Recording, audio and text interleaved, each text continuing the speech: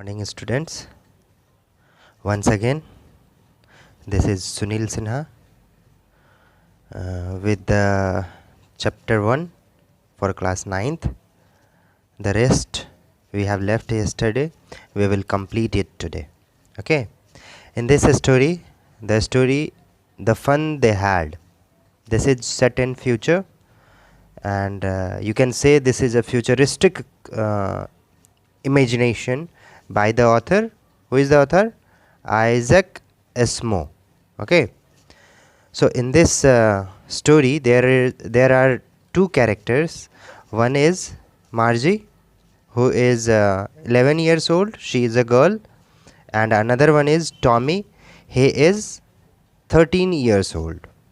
And Tommy had found a book that is about school, and both are surprised to see what is there to write about school, because they don't know they are in the century of 22nd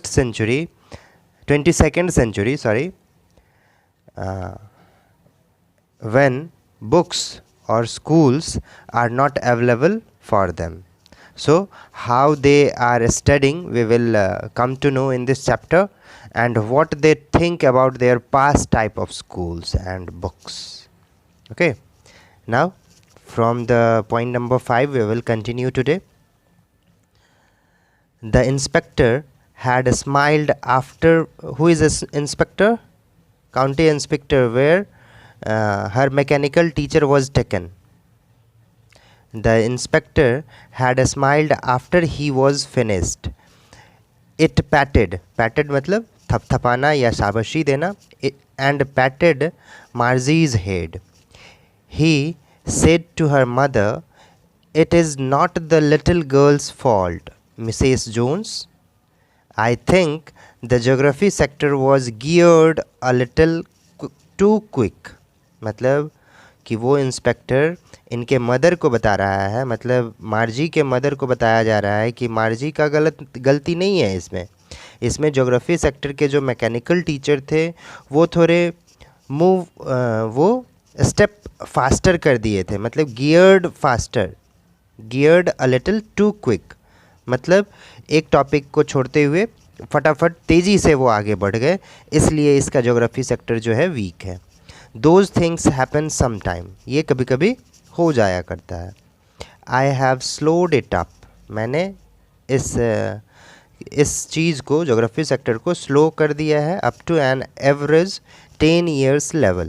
मतलब आप एक conclusion पे आ सकते हो कि उस समय बच्चे के एज के अकॉर्डिंग उसको पढ़ाई किया जाता था. Okay, actually the overall pattern of our progress is quite satisfactory. मतलब ओवरऑल देखा जाए, एवरेज देखा जाए तो इनका प्रोग्रेस जो है सेटिस्फैक्ट्री है, टॉलरेबल है. And he patted Margie's head again, और फिर से उसके सर को थपथपाया या सहलाया. Margie was disappointed, sad. Margie sad क्यों हो गई? उसकी तो तारीफ़ हुई है यहाँ पे, फिर भी वो सैड हो गई. She had been hoping they would take the teacher away all together. मतलब अच्छा देखिए, अब मार्जी की जो हेटनेस है वो पता चल रही है यहाँ पे, कि उसको लगा था कि काउंटी इंस्पेक्टर जो है इनके मैकेनिकल टीचर को लेके जाएंगे, और वो लेके नहीं जाने वाले हैं, क्योंकि उसका ज्योग्राफी सेक्टर जो था वीक था, उसको वो स्लो कर दिए हैं. Okay. They had once taken Tommy's teacher away for nearly a month because the history sector had blanked out completely. Blanked out मतलब पूरी तरह से खाली हो जाना. उस सेक्टर में इसको कोई भी नॉलेज नहीं था. हिस्ट्री सेक्टर टॉमी का ख़राब हुआ था, तो उस समय इनके टीचर को ही लेके गया था. तो ऐसा ही ये भी सोच रही थी कि इनके टीचर, मैकेनिकल टीचर को भी ले जाया जाएगा. सो सी सेड टू टॉमी, इसीलिए वो टॉमी को कहती है, why would anyone right about school. कोई भी स्कूल के बारे में क्यों लिखेगा, क्योंकि उसको पसंद ही नहीं था. Now next point is there. Tommy looked at her with very superior eyes. मतलब वो कुछ ज़्यादा जानता है उससे, इस तरह से उसके तरफ देखा। Because it is not our kind of school stupid. अब वो बता रहा है टॉमी मार्जी को कि ये स्कूल जो बुक में लिखा हुआ है ये हमारे स्कूल की तरह नहीं है। This is old kind of school that they had hundred and hundreds of years ago. मतलब उसमें लिखा हुआ था वो सैकड़ों सालों पहले वाले एज का वो स्कूल के बारे में डिस्कशन किया गया था उस बुक में। ही एडेड लॉफ्टली, मतलब very here is written in superior वे।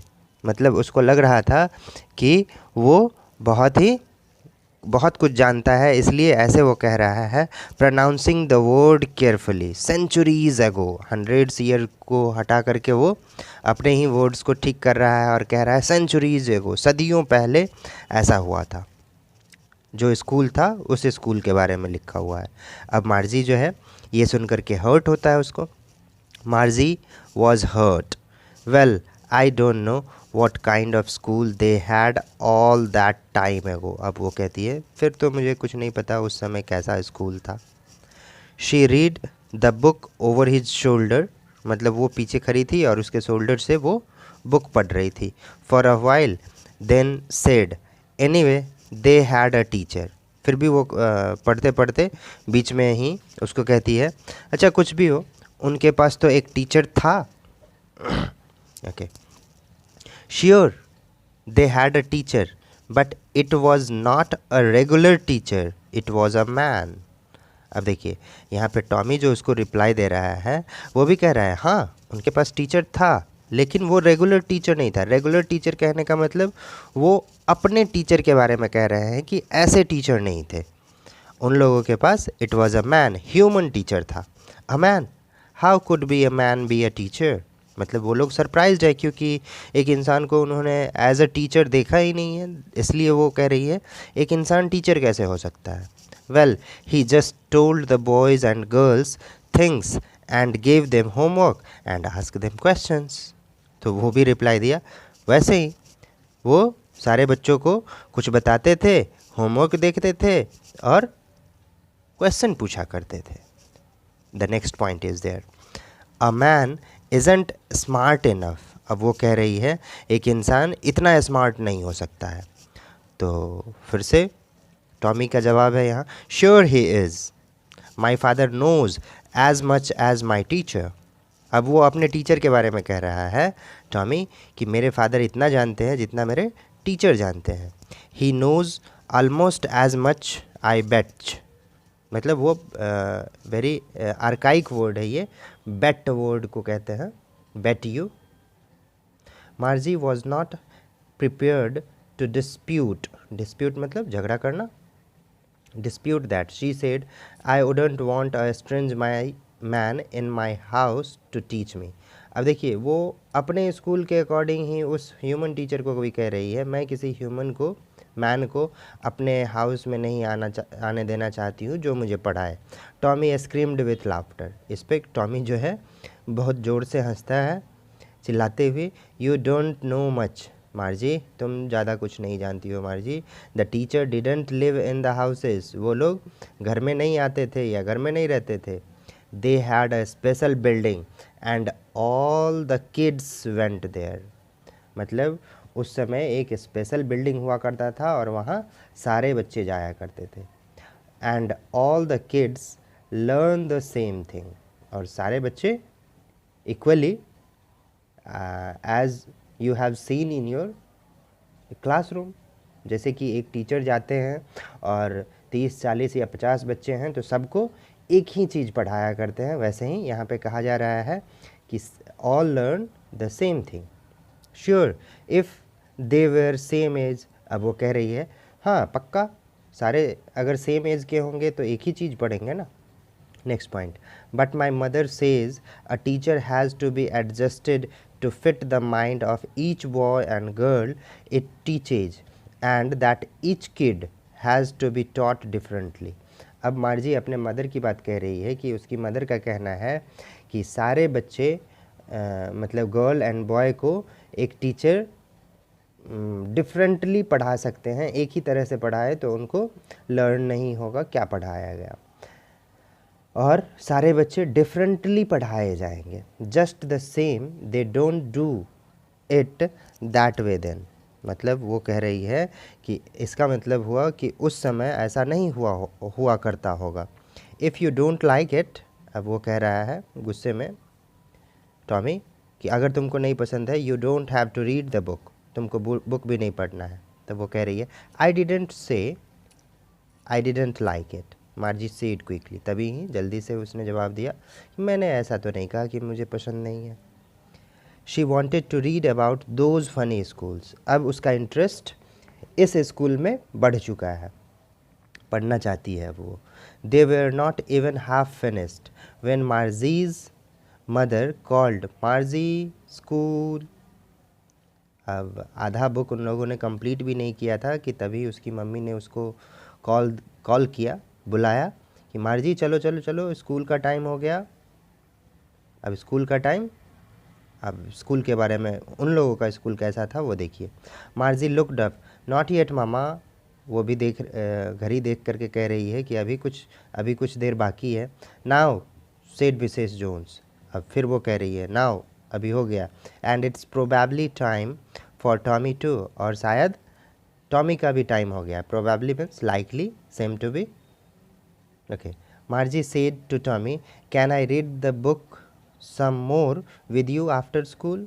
अब मार्जी उससे रिक्वेस्ट कर रही है कि क्या वो फिर से इस बुक के बारे में पढ़ सकती है आफ्टर, जब वो स्कूल से आएगी।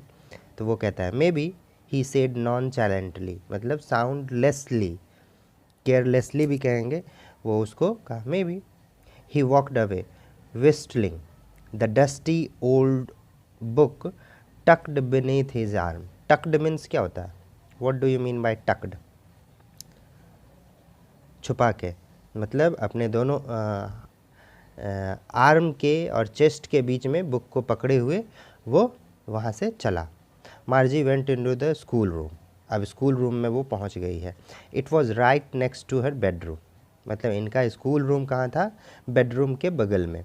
And the mechanical teacher was on, और मैकेनिकल टीचर जो है मतलब कंप्यूटर होगा या लैपटॉप होगा या टेलीविज़न होगा, वो ऑन हो चुका था। एंड वेटिंग फॉर हर, और उसके लिए वेट कर रहा था। It was always on time at the same time every day except Saturday and Sunday. और उस टीचर के बारे में कहा जा रहा है कि वो सेम टाइम पे ऑन हो जाया करते थे। ओके, ऑन हो जाया करते थे सैटरडे और संडे को छोड़ के। Okay, now because of her mother said little girl learned better if they learned at regular hours, मतलब छोटे बच्चे जो हैं रेगुलर इंटरवल और रेगुलर आवर के बाद उनको गैप दिया जाए और सिखाया जाए तो वो कुछ ज़्यादा सीखते हैं। The screen was lit up, मतलब स्क्रीन जो है मैकेनिकल टीचर का वो ऑन हो चुका था। लिट अप मतलब जल चुका था, तो यहाँ पे जलना नहीं होगा, ऑन हो चुका था, चालू हो चुका था। एंड इट सेड, और स्क्रीन पे मैसेज था टुडेज़ अर्थमेटिक लेसन, मतलब उस दिन को मार्जी अर्थमेटिक लेसन पढ़ने वाली थी। Is on the addition of proper fraction addition था प्रॉपर फ्रैक्शन का। Please insert yesterday's homework in the proper slot, और एक मैसेज और था कि यस्टरडे का जो होमवर्क है प्रॉपर स्लॉट में आप इंसर्ट कीजिए। पंच कोड में वो लोग इंसर्ट किया करते थे। Now it is the last point. मार्जी did show with a Sai, मतलब एक रिलीफ वाली फीलिंग करते हुए वो वैसा कि she was thinking about the old school they had when her grandfather was a little boy. अब वो ओल्ड स्कूल के बारे में सोच रही हैं जब उसके ग्रैंडफादर छोटे बच्चे थे। All the kids from the whole neighbourhood came laughing and shouting in the school yard, जैसे कि अभी हम लोग या आप लोग किया करते हैं स्कूल जाने के टाइम में। सारे बच्चे एक साथ अपने नेबरहुड वाले हंसते मुस्कुराते चिल्लाते हुए स्कूल में पहुंचते हैं। Sitting together in the classroom, एक साथ क्लासरूम में बैठते हैं। Going home together at the end of the day, और डे जब एंड होता है स्कूल में, जब छुट्टी होती है तो सारे एक साथ जाते हैं। They learned the same thing, मतलब एक ही चीज़ सारे बच्चे सीखते हैं।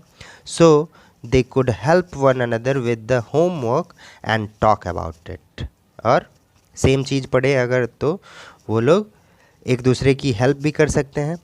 And the teachers were people, और सबसे इम्पॉर्टेंट बात कि टीचर्स जो थे उस समय में, मतलब अभी की बात किया जा रहा है, कि वो पीपल थे, दे वर ह्यूमन बीइंग।